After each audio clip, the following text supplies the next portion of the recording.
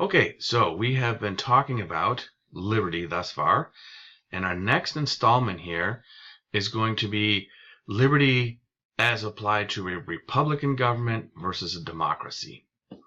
And what I would like to share is a model in which we can sort of create a spectrum in which anarchy is on one side and a dictatorship on another. So a dictator, right? Dictas in Latin means to speak, right? So a dictator is one man rule because he is the guy who speaks for everybody. Anarchy, which the founders and a lot of ancient historians would say is the tendency of democracy, is an order in which there is no rule, right? In other words, it's the exact opposite, where every man rules himself. Everyone, rules himself. So in an anarchy, there are no rules because one man or person cannot overrule another. I would suggest, and this is kind of where we're going, liberty is somewhere in the center. Because obviously you can't have liberty under a dictatorship, right? So in our own experience, we fought a revolution against the King of England. But on the other hand, if everybody gets to do and say and believe and whatever they want, then we get into this sort of thing. So where do we get this balance? First of all, let's talk a little bit about the anarchy of democracy. And for that, let's look at Thucydides. I'm picking up right here. This is from Thucydides' History of the Peloponnesian War. He says, "Revolution thus ran its course from city to city, and the places which it arrived at last, from having heard what had gone before, carried to still greater excess the refinement of their inventions, as manifested in the cunning of their enterprises and the atrocities of their reprisals." Note this, and I point this out, and as I go back and I read this again, I first started reading Thucydides 20, 30 years ago. This didn't jump out at me, but this next section really does now. Let's give it an attentive listen. "Words had to change their ordinary meaning to take that which was now given them. Reckless audacity came to be considered the courage of a loyal ally. Prudent hesitation, specious cowardice. Moderation was held to be a cloak for unmanliness. Ability to see all sides of a question, inaptness to act on any."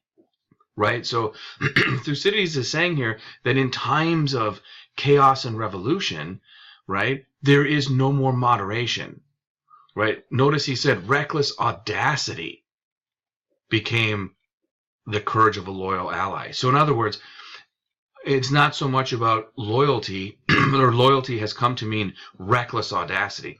So in other words, the person who doesn't think but acts with reckless aggression becomes the good person, whereas the guy who sits back and tries to be prudent becomes the coward. Continuing right here. "Frantic violence became the attribute of manliness. Cautious plotting, a justifiable means of self-defense.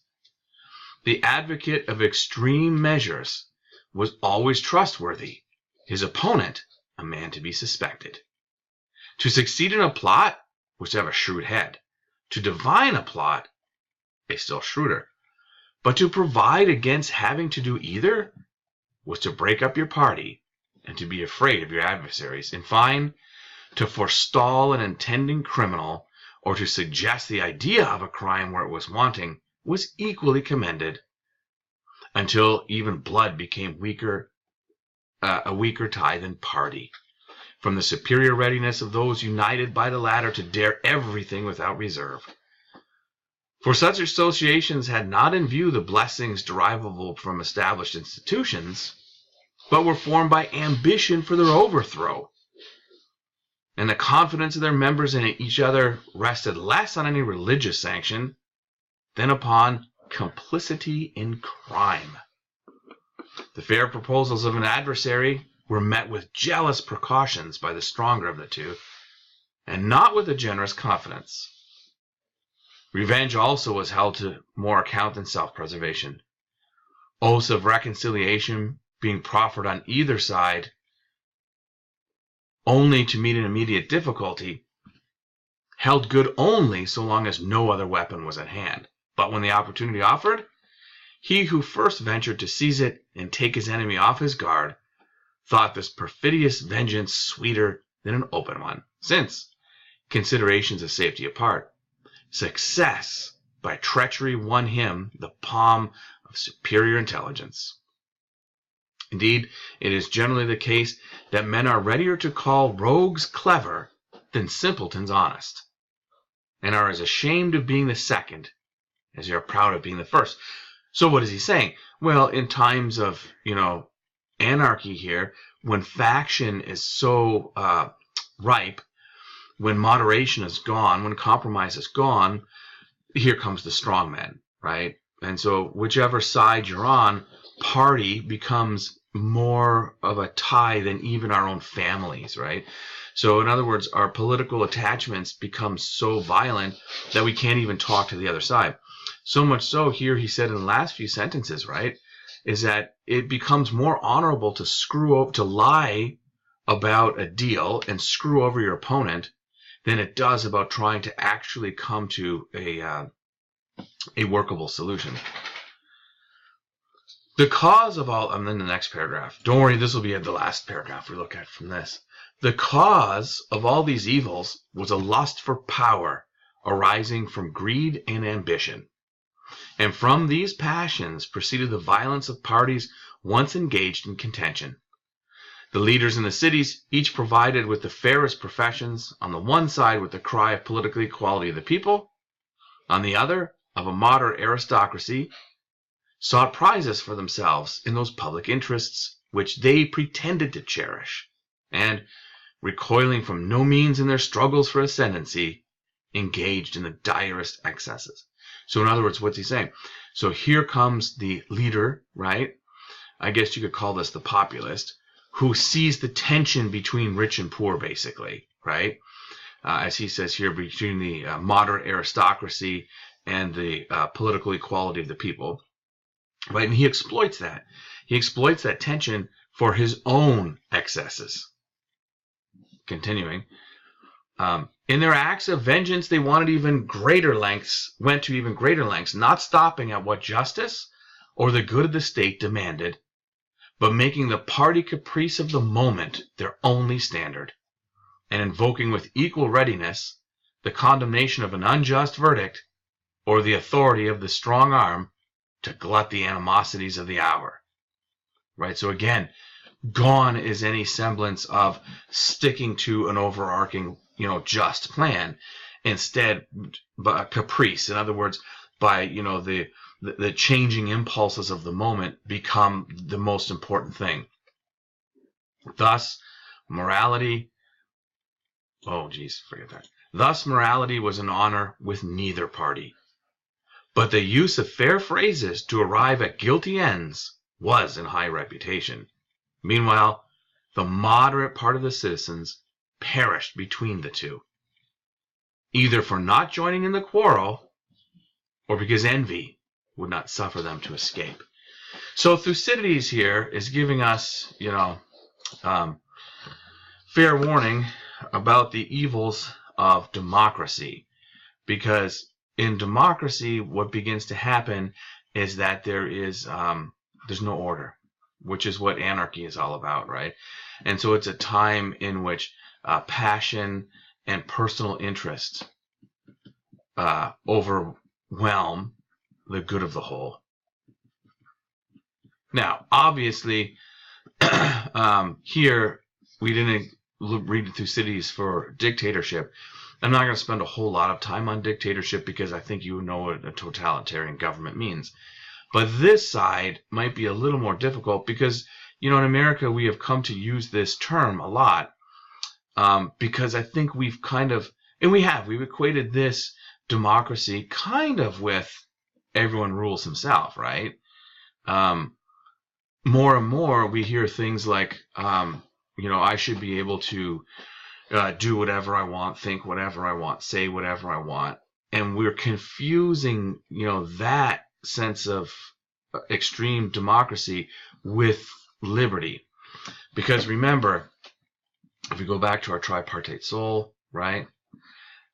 It's only through reason that we can attain liberty. Whereas what happens over time is that in the interests of doing, what we want to rule ourselves, wait, this is supposed to be appetite. The vast majority of people will go for emotions and appetites. In other words, given freedom, remember how Kant had said that freedom will allow us to be rational? Well, it turns out perhaps that freedom actually makes us less rational because we tend to use that freedom to ingratiate our pleasures. Let's look at some things the founder said. Here's some quotes from the Federalist, and I put in red the ones I want to look at here. Federalist number 9. A firm union will be of the utmost moment to the peace and liberty of the states, as a barrier against domestic faction and insurrection. It is impossible to read the history of the petty republics of Greece and Italy without feeling sensations of horror and disgust at the distractions with which they are continually agitated, and the rapid succession of revolutions, etc.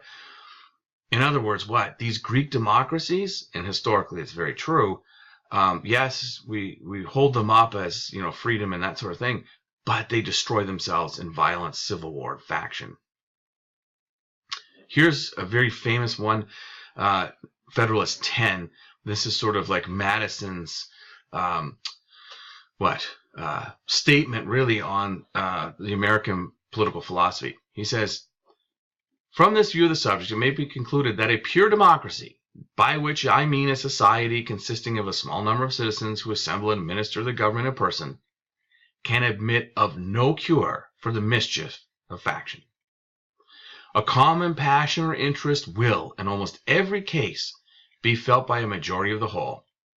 A communication, a concert, results from the form of government itself, and there is nothing to check the inducements to sacrifice the weaker party or an obnoxious individual. Hence it is that such democracies have ever been spectacles of turbulence and contention, have ever been found incompatible with personal security, the rights of property, and have in general been as short in their lives as they have been violent in their deaths.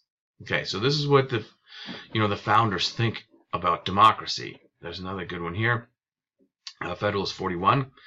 This picture of the consequences of disunion cannot be too highly colored or too often exhibited. Every man who loves peace, every man who loves his country, every man who loves liberty ought to have it before his eyes that he may cherish in his heart a due attachment to the Union of America. I want to come back to that sense of union. Anyway, in the interest of time, let's look at one more. There's always so much cool things to read. Here's what they had to say real quick about the Greeks. From these facts, this is, number 63, Federalist 63. From these facts, to which many others might be added, it is clear that the principle of representation was neither unknown to the ancients nor wholly overlooked in their political constitutions.